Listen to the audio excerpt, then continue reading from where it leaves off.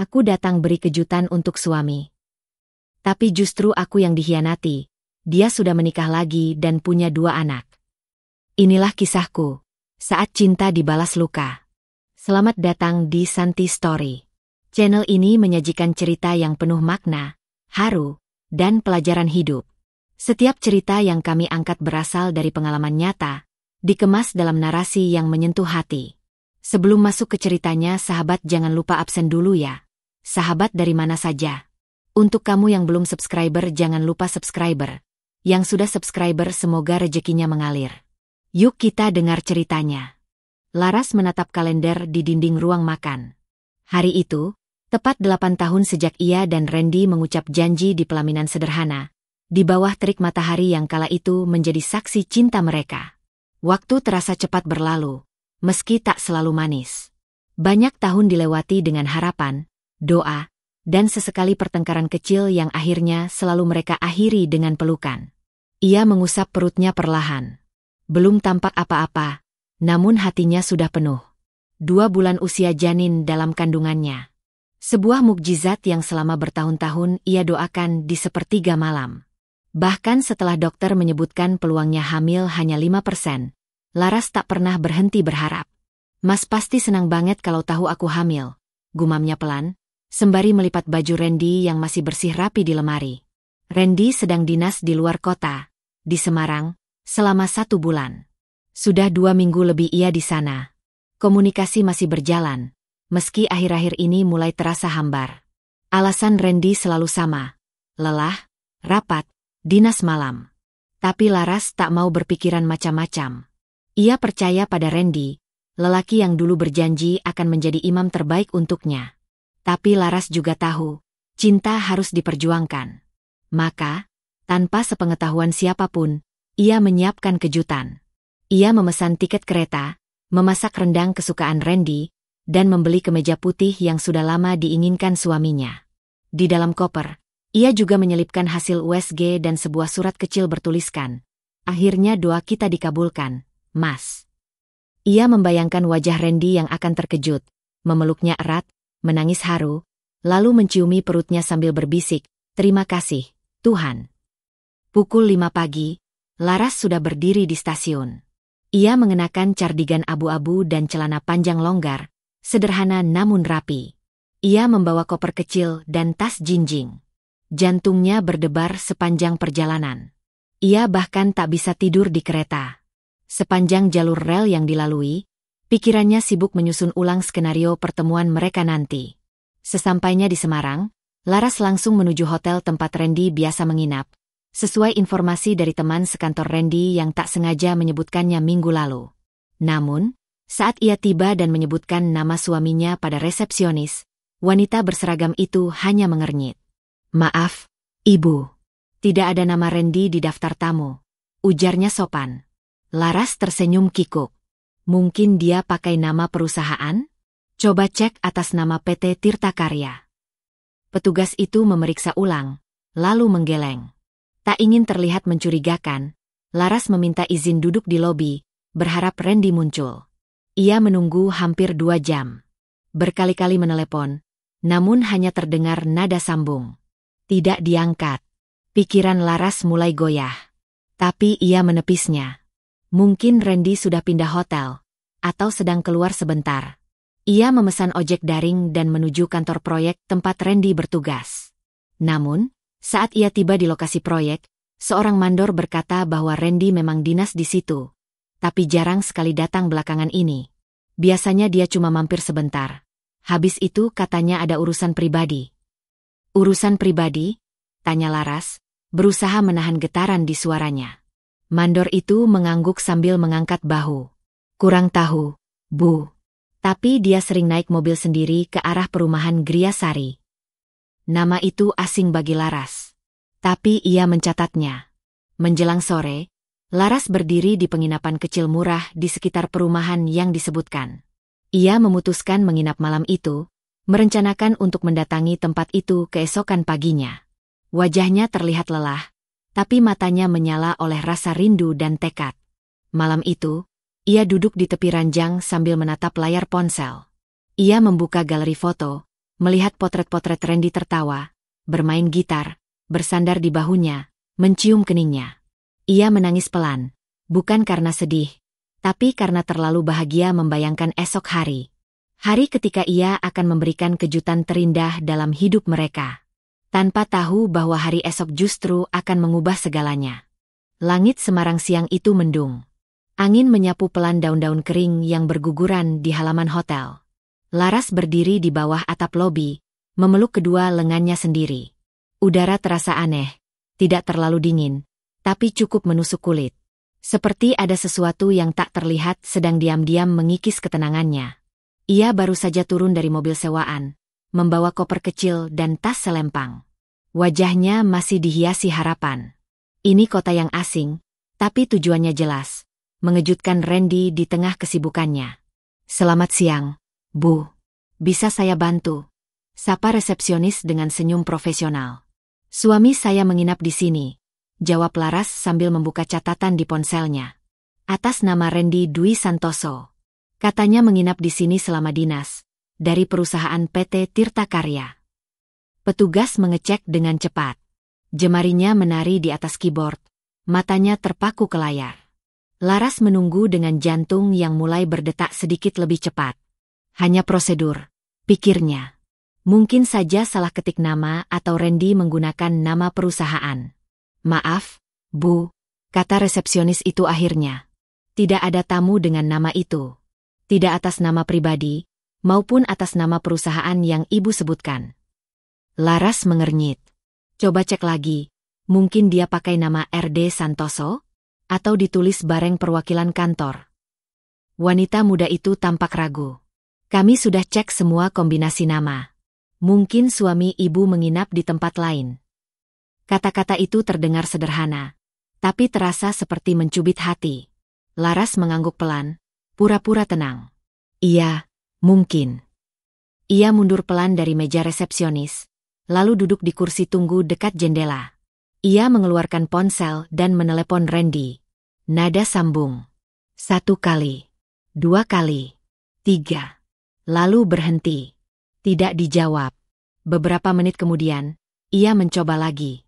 Kali ini, Randy menjawab, suaranya terdengar tergesa dan seperti berbisik. "Iya, kenapa, sayang?" "Kamu di mana, Mas?" tanya Laras pelan, menahan agar suaranya tak terdengar gugup. "Lagi rapat. Nanti aku telepon, ya." Klik. Sambungan terputus. "Rapat?" Hati Laras mencatat nada aneh di balik jawaban itu. Suara Randy tidak seperti orang sedang sibuk. Tidak ada suara latar khas kantor atau pertemuan. Justru sunyi, seperti orang yang bersembunyi. Laras menatap koper kecilnya. Di dalamnya masih ada rendang kesukaan Randy yang ia masak dengan hati-hati, dibungkus rapi agar tak basi. Juga baju baru dan hasil USG. Semua masih ada. Belum sempat ia berikan. Rasa rindu yang semula manis kini mulai terasa pahit. Ia mencoba menghubungi salah satu teman Randy, Pak Aditya, teman kerja yang pernah datang ke rumah saat Lebaran tahun lalu. "Bu Laras? Wah, kebetulan. Saya juga lagi di Semarang. Ada pelatihan," kata suara di ujung telepon. Laras mencoba berbasa-basi. "Oh ya? Randy di hotel mana ya sekarang? Tadi saya coba ke tempat yang biasa dia bilang, tapi katanya tidak ada namanya di sana." Pak Aditya terdengar bingung. "Loh, memangnya Randy nggak bilang dia pindah tempat tinggal? Dia udah nggak di hotel, Bu. Setahu saya sih, sekarang tinggal di rumah kontrakan, katanya lebih nyaman." Laras tercekat. "Rumah kontrakan? Alamatnya tahu nggak, Pak?" tanyanya berusaha santai. "Aduh, saya lupa persisnya. Tapi dia pernah cerita di sekitar perumahan Griasari. Mungkin bisa tanya-tanya sekitar sana." Setelah percakapan berakhir, Laras duduk lama di lobi hotel, memandangi jalan raya di luar. Motor dan mobil lalu lalang, orang-orang berjalan, hidup terus bergerak, tapi hatinya diam. Macet oleh ribuan tanya. Ia merasa seperti sedang berdiri di depan pintu yang terkunci. Randy bilang sedang dinas, katanya tinggal di hotel. Tapi nyatanya tidak ada jejaknya di sini. Randy menghindar. Randy berbohong. Dan yang paling menyakitkan, Laras menyadari bahwa untuk pertama kalinya, ia mulai mempertanyakan. Apakah Randy masih pria yang sama seperti 8 tahun lalu? Atau sebenarnya ia sudah berubah sejak lama, tapi Laras terlalu sibuk percaya? Pagi itu, kabut tipis masih menggantung di langit Semarang. Laras berdiri di pinggir jalan, menatap ponsel yang menunjukkan peta digital. Tangannya dingin, bukan karena cuaca, tapi karena jantungnya yang tak berhenti berdebar sejak semalam. Ia tak bisa tidur. Setiap kali memejamkan mata, bayangan wajah Randy muncul, disertai suara-suara asing di kepalanya yang bertanya, apa yang sebenarnya disembunyikan suamimu? Dengan pelan ia memesan ojek online, menuliskan tujuan berdasarkan petunjuk samar dari Pak Aditya kemarin, perumahan Gria Sari. Ia tak tahu pasti rumah yang mana, hanya punya naluri dan harapan. Hanya itu yang ia genggam, naluri seorang istri, dan harapan bahwa semua ini hanya salah paham. Pengendara ojek datang 5 menit kemudian. Laras naik tanpa banyak bicara, hanya sesekali menjawab basa-basi sopir yang ramah. Sepanjang perjalanan, matanya memperhatikan sekitar. Ia mencoba mengenali apapun, mobil Randy, plat nomor yang familiar, atau mungkin sosok yang tak asing di antara pejalan kaki. Sesampainya di depan perumahan, Laras meminta turun. Saya jalan kaki saja dari sini, Mas. Mau cari alamat teman. Ia berjalan menyusuri jalan-jalan sempit, melewati rumah-rumah sederhana yang saling berdempetan. Anak-anak kecil berlarian tanpa alas kaki. Seorang ibu menjemur pakaian sambil menggendong bayi. Suasana terasa tenang, terlalu kontras dengan kekacauan di dalam dada Laras. Hingga ia melihat mobil sedan tua warna abu-abu yang sangat dikenalnya. Itu mobil Randy. Plat nomornya sama persis. Mobil itu terparkir rapi di depan rumah kecil bercat kuning pucat, dengan pagar besi yang sudah berkarat di beberapa bagian. Jantung Laras berdetak semakin cepat. Ia berdiri mematung sejenak di seberang jalan, pura-pura mengatur ponsel, pura-pura menjadi orang asing yang tersesat. Pintu rumah itu terbuka sedikit. Dari balik celahnya, ia melihat bayangan tubuh Randy keluar, dengan kaos tipis dan celana pendek. Bukan seragam dinas, bukan pula pakaian kantor. Ia tampak santai, seperti lelaki yang baru saja bangun tidur di rumah sendiri. Dan di pelukannya, seorang bayi. Bayi itu tertawa kecil. Tangan mungilnya memukul-mukul dada Randy. Lelaki itu tersenyum, mencium pipi anak itu dengan penuh sayang. Laras menahan napas. Dunia tiba-tiba terasa sempit. Ia melangkah sedikit ke samping, berlindung di balik pohon mangga. Tangannya menggigil. Tapi ia belum bisa bergerak. Ada sesuatu dalam dirinya yang masih berharap, masih menyangkal. Itu bukan anaknya. Mungkin keponakan? Mungkin anak tetangga. Tapi sebelum ia selesai membangun penghiburan itu dalam pikirannya, suara seorang perempuan terdengar dari dalam rumah. Mas, anak yang satu lagi bangun. Gak mau tidur kalau gak disusuin. Lalu muncul sosok wanita muda, mengenakan daster dan jilbab tipis. Wajahnya cantik, sederhana. Ia tampak kelelahan, tapi matanya penuh kasih sayang. Ayah, tolong pegang si bungsu dulu. Kakaknya rewel. Ayah. Satu kata itu memukul Laras lebih keras dari pukulan manapun. Ia melihat Randy tersenyum, lalu menyahut santai. Iya. Sini-sini, gantiannya, ayah gendong dulu. Wanita itu menyerahkan bayi lain ke pelukan Randy. 2 anak. Bukan 1. Laras mundur pelan. Napasnya tercekat. Ponsel di tangannya hampir jatuh. Dunia berputar pelan. Seperti film yang berjalan lambat. Suara sekitar menghilang. Yang tersisa hanya dengung panjang di telinganya dan detak jantungnya sendiri. Ia mundur beberapa langkah, lalu berbalik dan berjalan cepat menjauh. Tak peduli kemana arah kakinya melangkah.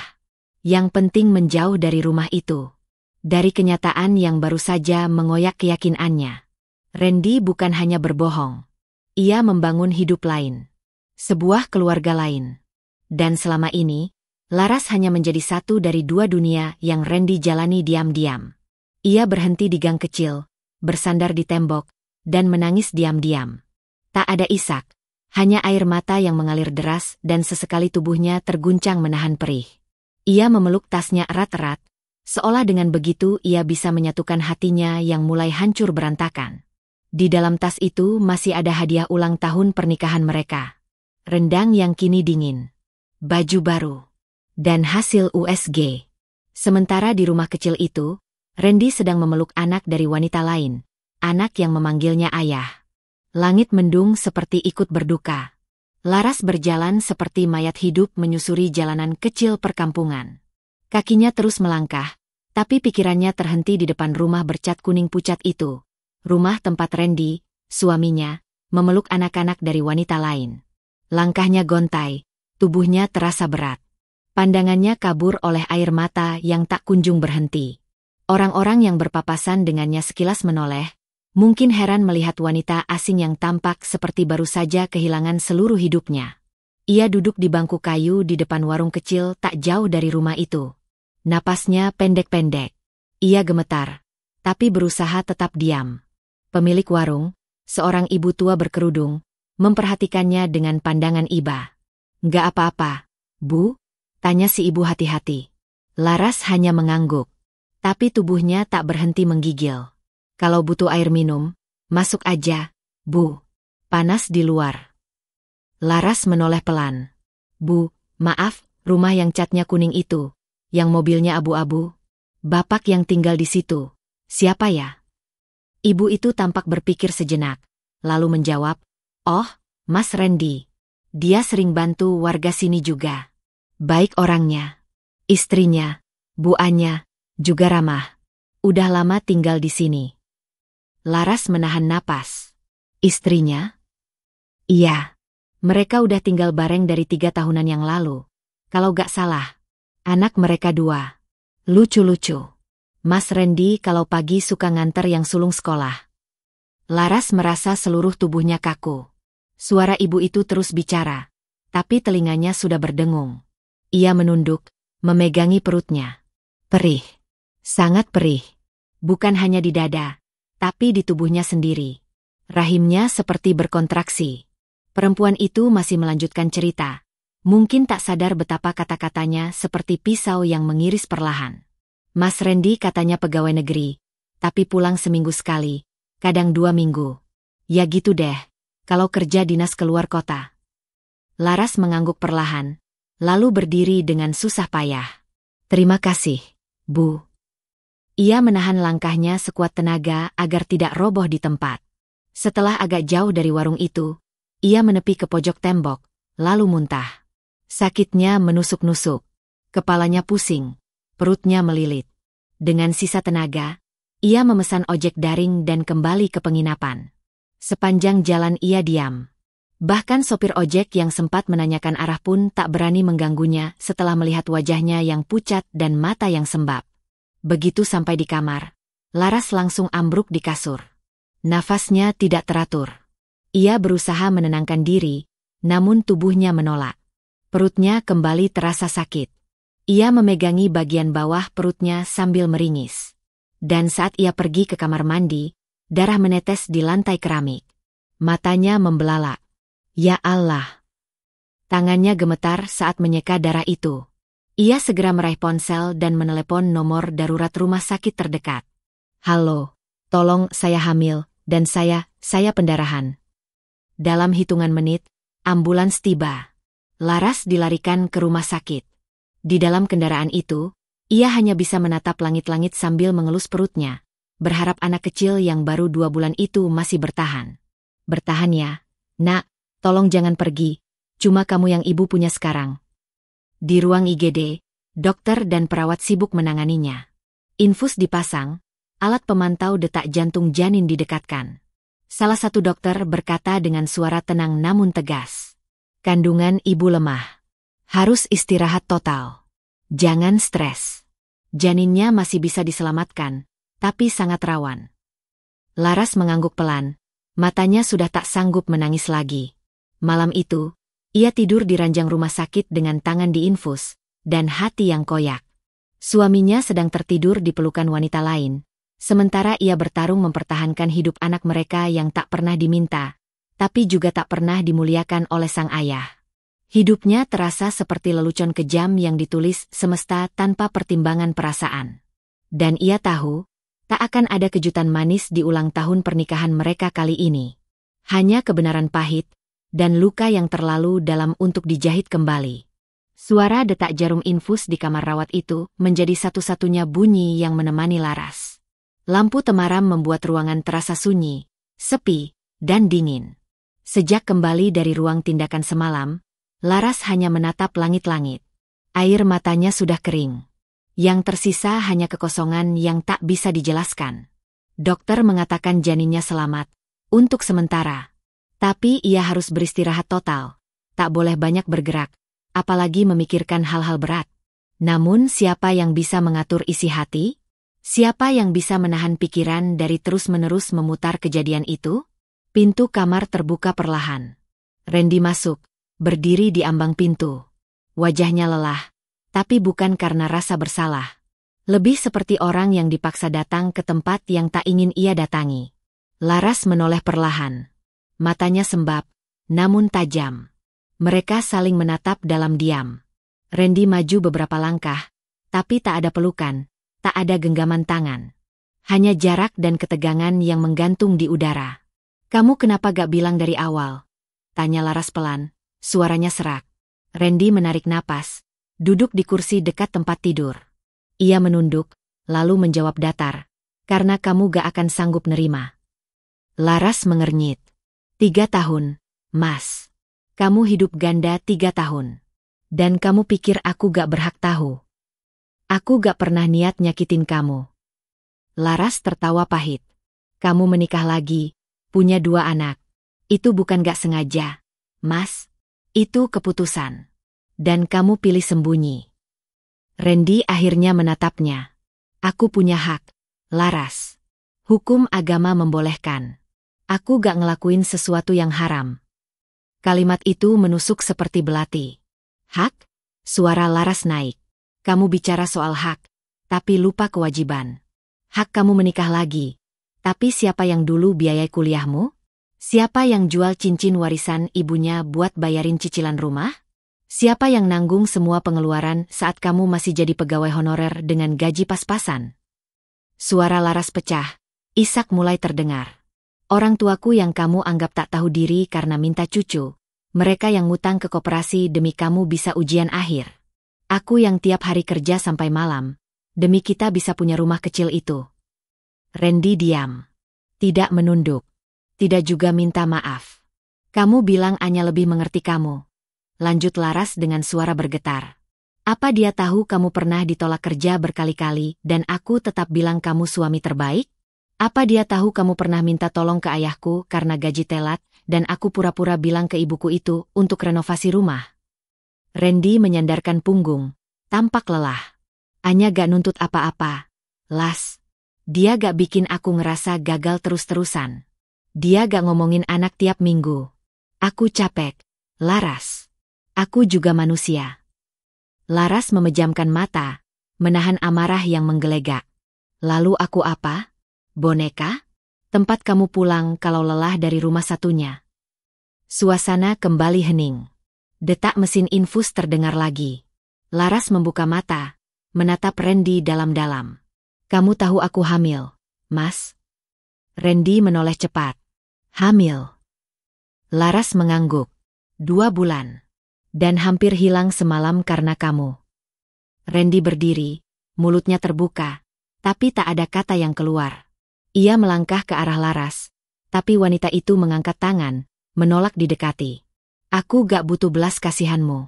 Aku cuma ingin kamu tahu, bahwa aku bukan istrimu lagi. Aku cuma manusia yang kamu pakai untuk sampai di titik ini. Tapi sekarang, aku sadar aku juga punya hak. Hak untuk pergi, hak untuk hidup tenang. Hak untuk mencintai diriku sendiri tanpa harus dicintai dengan setengah hati. Randy masih berdiri di tempatnya. Kaku. Tidak bicara. Tidak menangis. Tidak marah. Hanya menatap Laras seperti menatap seseorang yang tak bisa lagi ia miliki. Beberapa menit kemudian, ia pergi. Tanpa kata maaf. Tanpa janji. Tanpa air mata. Dan Laras tahu, itulah bentuk pengakuan paling dingin dari seorang pria yang pernah ia panggil suami. Langit Jakarta sore itu diguyur gerimis tipis. Udara lembab, dan bau aspal basah bercampur tanah menyeruak ke udara. Mobil sewaan yang ditumpangi Laras melaju pelan menyusuri gang kecil menuju rumah orang tuanya. Rumah sederhana yang telah menjadi saksi masa kecil dan masa-masa awal pernikahannya dulu. Laras duduk di kursi belakang, menatap keluar jendela dengan mata kosong. Wajahnya pucat, tubuhnya lemah pasca keluar dari rumah sakit 2 hari sebelumnya. Di pangkuannya, tas kecil berisi surat keterangan dokter dan 1 lembar USG yang kini lebih mirip potongan luka daripada kabar bahagia. Sesampainya di rumah, ibu Laras yang sudah menunggu sejak siang langsung menyambut di teras. Wajah ibu penuh tanya, namun langsung berubah tegang ketika melihat putrinya berjalan pelan sambil menunduk, seolah membawa seluruh beban dunia di bahunya. Laras, ya Allah, kamu kenapa? Kamu sakit. Laras hanya memeluk ibunya erat. Dan di pelukan itulah, pertahanan yang selama ini ia bangun runtuh. Ia menangis keras, seperti anak kecil yang kehilangan arah. Ibu, aku udah gak kuat, isaknya di bahu ibunya. Semua hancur, Bu. Ayah Laras keluar dari dalam rumah. Tak banyak bicara, hanya berdiri di depan pintu dengan tangan di saku celana dan wajah tegas seperti biasanya. Namun tatapan matanya tak bisa menyembunyikan rasa khawatir yang dalam. Ibu membawa Laras masuk ke dalam, mendudukkannya di ruang tamu. Setelah diberi minum dan sedikit menenangkan diri, Laras akhirnya menceritakan segalanya. Dari awal ia menyusul Randy diam-diam. Niat kejutan ulang tahun pernikahan, penemuan rumah kecil itu, 2 anak yang memanggil Randy, ayah, pengakuan dingin suaminya, hingga pendarahan dan ancaman kehilangan anak yang baru 2 bulan tumbuh di rahimnya. Ibu Laras menangis terisak. Tangannya menggenggam jemari Laras erat, seolah ingin menyalurkan sedikit kekuatan. Anakku, kenapa harus kamu yang begini? Padahal kamu sudah berikan semua, Laras. Suaranya makin tak stabil. Ia menyandarkan kepala di bahu Laras sambil terus menangis. Tak sampai sejam kemudian, tubuh ibu mendadak lemas. Napasnya berat, wajahnya pucat. Ayah Laras dengan sigap memanggil taksi untuk membawanya ke klinik terdekat. Dokter menyebutkan tekanan darah ibu Laras drop karena syok emosional. Ia disarankan istirahat total. Laras merasa bersalah tak terhingga. Dalam hatinya berkecamuk perasaan. Rasa hancur, marah, dan rasa bersalah karena membuat ibunya sakit di usia senja hanya karena cerita hidupnya yang berantakan.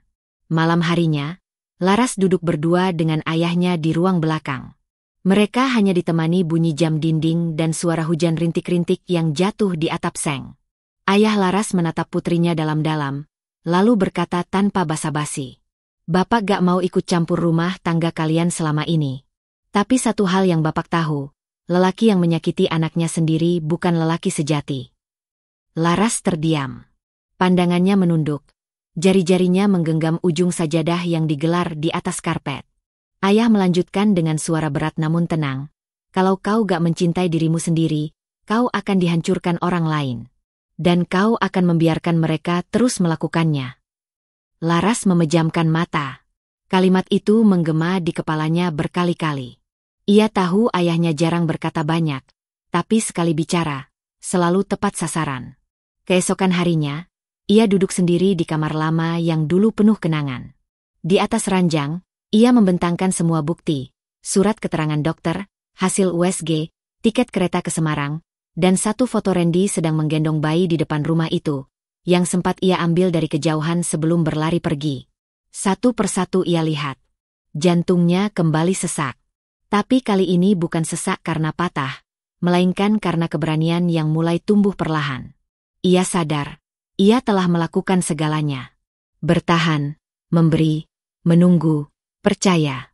Tapi satu-satunya hal yang belum ia lakukan, adalah memilih dirinya sendiri. Dan mungkin, itu saatnya.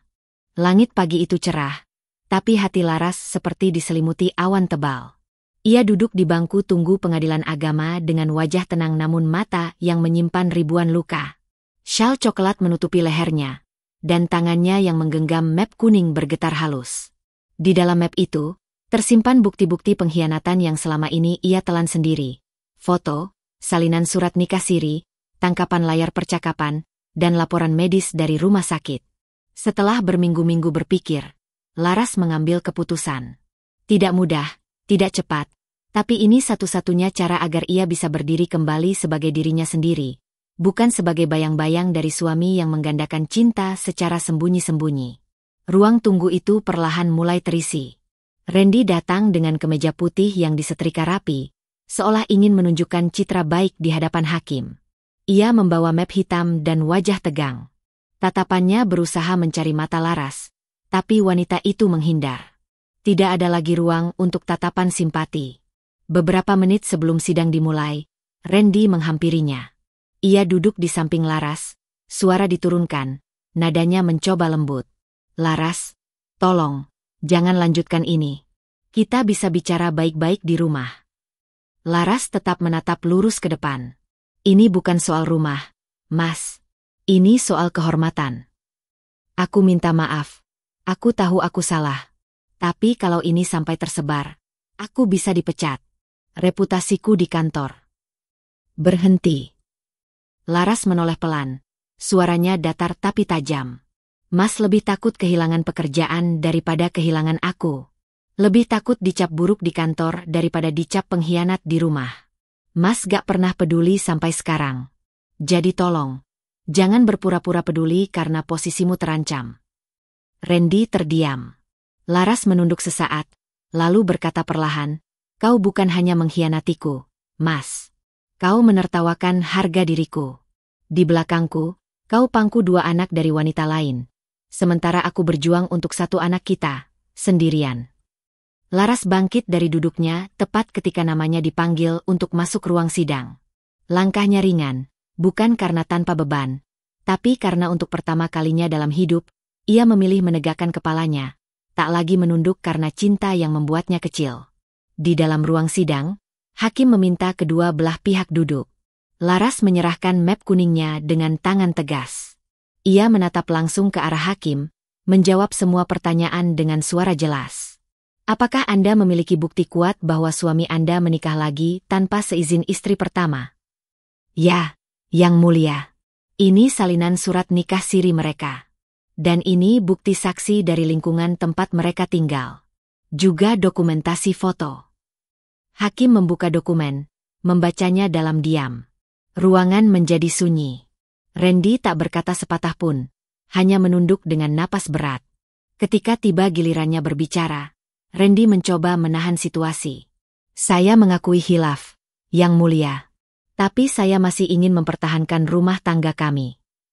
Rumah tangga macam apa yang Mas maksud? Laras memotong. Rumah tangga yang harus saya jalani sambil berpura-pura tidak tahu bahwa suami saya punya keluarga lain? Rumah tangga yang dibangun di atas dusta dan pengingkaran. Matanya mulai berkaca-kaca. Tapi ia tetap bertahan. Ia tidak ingin menangis di hadapan hakim. Tidak lagi. Cinta tanpa kejujuran itu bukan cinta. Itu penipuan. Beberapa kali hakim mengajak mediasi, menawarkan kemungkinan damai. Tapi Laras tetap pada keputusan. Saya ingin bercerai. Dan saya ingin hak asuh anak ini kelak jatuh ke tangan saya.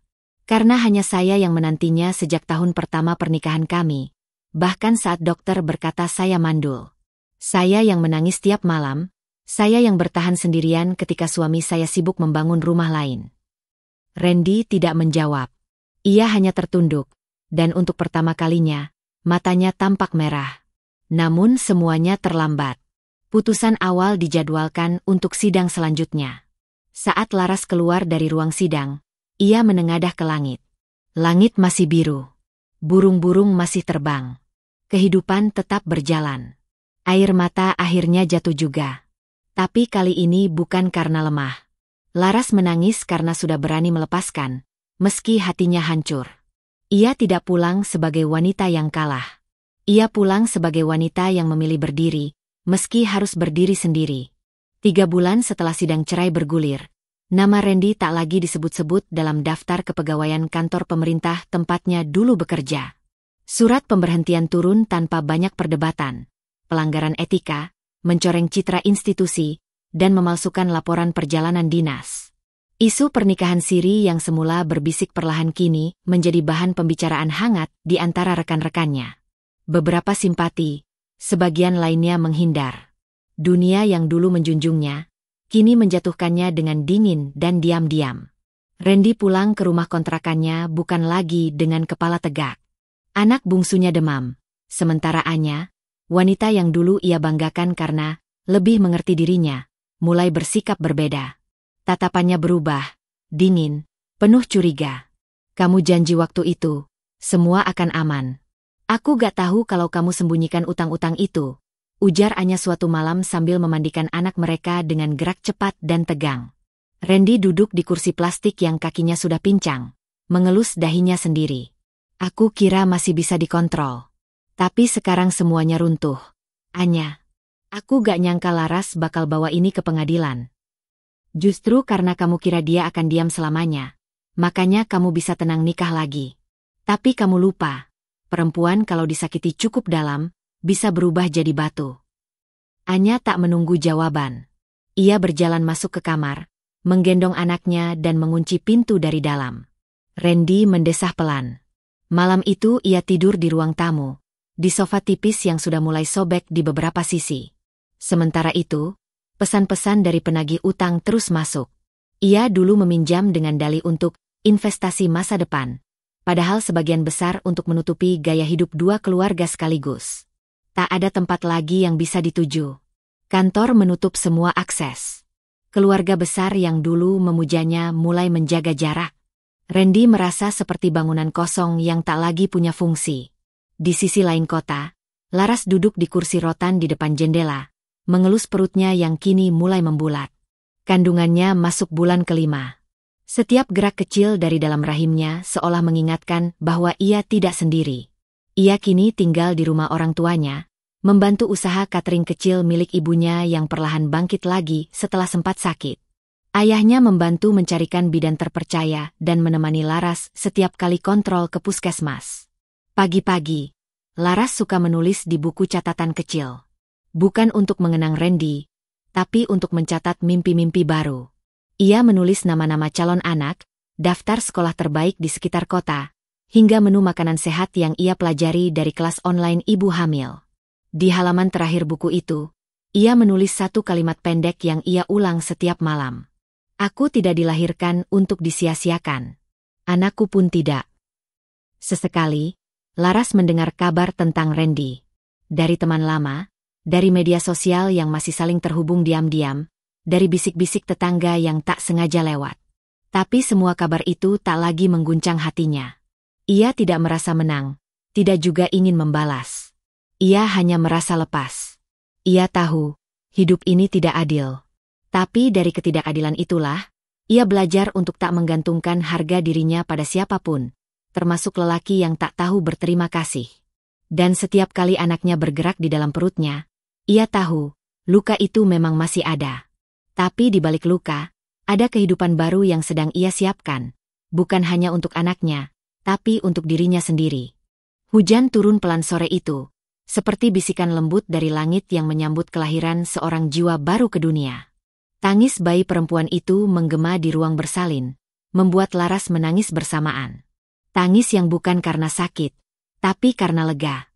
Karena setelah semua yang ia lewati, pengkhianatan, pengabaian, hampir kehilangan kandungan, bayi itu lahir dengan sehat, sempurna, dan utuh seperti harapannya.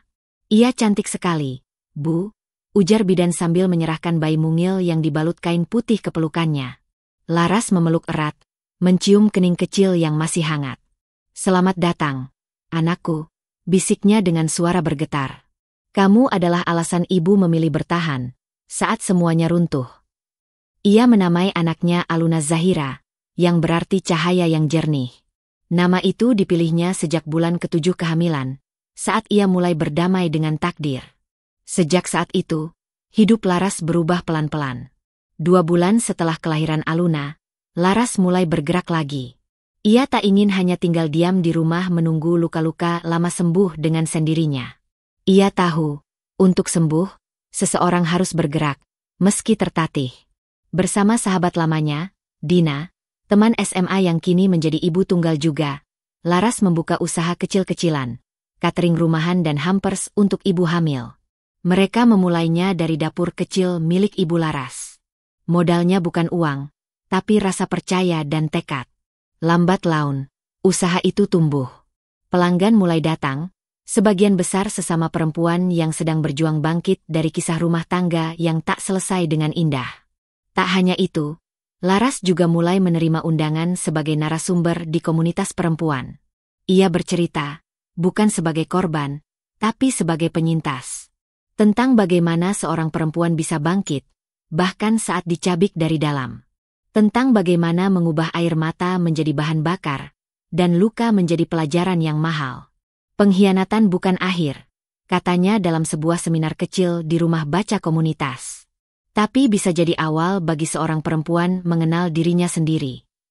Peserta menangis, berpelukan, dan mengucapkan terima kasih. Bagi mereka, Laras bukan hanya penyintas. Ia adalah bukti bahwa luka bisa melahirkan kekuatan. Suatu pagi, ketika sedang merapikan pesanan hampers, Laras menerima surat lewat pos. Amplop coklat lusuh, tulisan tangan yang masih ia kenali dengan jelas. Randy. Jantungnya sempat berdebar, tapi ia tetap tenang. Ia membuka surat itu perlahan. Isinya pendek, tak lebih dari 1 halaman. Laras, aku tahu aku tak pantas memohon apa-apa. Tapi aku mohon, izinkan aku melihat anak kita. Aku tidak minta apa-apa darimu. Aku hanya ingin tahu seperti apa wajahnya. Sekali saja. Maafkan aku. Jika kamu tak mengizinkan, aku pun mengerti. Randy. Laras membacanya 2 kali. Tidak ada air mata. Tidak ada rasa sakit seperti dulu. Hanya datar. Seperti membaca kisah orang lain. Ia melipat kembali surat itu, memasukkannya ke dalam laci paling bawah, bersama dokumen-dokumen lama yang sudah tak pernah ia buka lagi. Ia tak merasa perlu membalas. Bukan karena dendam, tapi karena hidupnya kini tak lagi memerlukan kehadiran orang yang pernah memilih meninggalkannya saat ia paling butuh. Aluna menangis kecil di dalam kamar. Laras segera berdiri, meninggalkan dapur. Ia menggendong putrinya, menatap mata bulat itu dan tersenyum. Anakku, kita tidak kekurangan apapun. Kita cukup. Bahkan lebih dari cukup. Di cermin ruang tamu, ia melihat bayangannya sendiri. Wanita yang dulu pernah lemah, kini berdiri tegak. Tubuhnya mungkin masih menyimpan bekas luka, tapi hatinya tidak lagi retak. Ia kembali, dengan luka, tapi jauh lebih kuat. Pagi itu, matahari muncul perlahan dari balik awan tipis, hangat namun tak menyengat. Laras berdiri di depan cermin tua di kamarnya, cermin yang pernah memantulkan sosok wanita muda yang dulu rela meleburkan diri demi gelar istri. Kini, bayangan yang terlihat bukan lagi istri yang disakiti, tapi seorang ibu, dan perempuan yang utuh dengan dirinya sendiri. Wajah Laras masih sama, tapi sorot matanya berbeda. Tidak ada lagi sembab, tidak ada lagi ragu. Ia mengenakan baju abu-abu sederhana, rambut dikuncir rapi, dan senyum kecil menggantung di sudut bibirnya. Aluna tidur pulas di ayunan kecil yang digantung di sudut kamar. Nafasnya teratur. Tangannya menggenggam boneka kain buatan tangan Laras sendiri. Dunia Laras kini tidak lagi luas, tapi ia penuh. Penuh makna, penuh keteguhan, penuh kesadaran akan siapa dirinya dan apa yang pantas ia perjuangkan. Siang menjelang ketika Laras pergi ke pemakaman. Ia membawa bunga melati dan mawar putih, 2 bunga yang disukai ibunya. Suara kerikil berderak di bawah sepatunya, dan angin mengibaskan kerudungnya pelan saat ia berdiri di depan nisan bertuliskan nama ibunya. Ibu, bisiknya lirih. Aku datang. Aku tahu ibu nggak ingin aku menyalahkan diri sendiri, tapi tetap saja, aku terlambat. Ibu sakit karena aku. Karena cerita hidupku yang terlalu penuh luka. Ia berlutut, menaburkan bunga perlahan, satu persatu, penuh hormat. Ibu, aku sudah tidak bersama Randy lagi. Aku tahu, ibu paling kecewa waktu itu. Tapi ibu juga yang paling dulu percaya aku akan kuat kalau suatu hari harus memilih untuk tidak lagi menggantungkan hidup pada orang yang tak pernah tahu terima kasih. Air matanya jatuh satu-satu. Tenang. Tak seperti dulu, menyakitkan dan mengguncang. Kali ini, air mata Laras mengalir dengan damai. Aku belajar satu hal, Bu, ucapnya. Cinta bisa buta. Tapi harga diri harus tetap melek. Tangannya menyentuh batu nisan, lembut. Terima kasih sudah mengajarkanku untuk tetap menjadi perempuan yang tidak pernah takut jatuh. Karena dari jatuh, aku belajar berdiri. Dan sekarang, aku berdiri, Bu. Dengan kepala tegak. Ia tak lama di sana. Hanya cukup untuk menyampaikan semua isi hati yang selama ini tersimpan. Lalu ia kembali ke rumah. Di pelukannya nanti, Aluna akan tertawa. Dan di dalam dirinya, tak akan ada lagi bayang-bayang masa lalu yang menuntut untuk diperjuangkan kembali. Di malam hari, Laras duduk di beranda rumah sambil menyeruput teh hangat. Bintang-bintang bertaburan di langit, dan suara jangkrik menemani kesunyian yang tak lagi terasa menakutkan. Di sampingnya, buku catatan kecil itu terbuka, dan ia menulis kalimat terakhir yang menjadi penutup dari semua kisah yang pernah membuatnya hampir hancur. Perempuan bukan untuk dikasihani, tapi untuk dimengerti, dihormati, dan dijaga. Bila semua itu tak ia dapatkan, ia akan bangkit, bukan untuk kembali mencintai, tapi untuk menyelamatkan dirinya sendiri. Laras menutup buku itu. Ia menatap langit dan tersenyum kecil. Akhirnya, ia merdeka. Dari luka. Dari keterikatan yang palsu. Dari harapan yang ia sematkan pada orang yang tak pantas. Dan untuk pertama kalinya, Laras tidak takut berjalan sendiri. Karena ia tahu, ia tak lagi sendiri. Ia punya dirinya. Ia punya anaknya. Ia punya harga diri yang tak akan pernah lagi ia gadaikan, untuk cinta yang buta.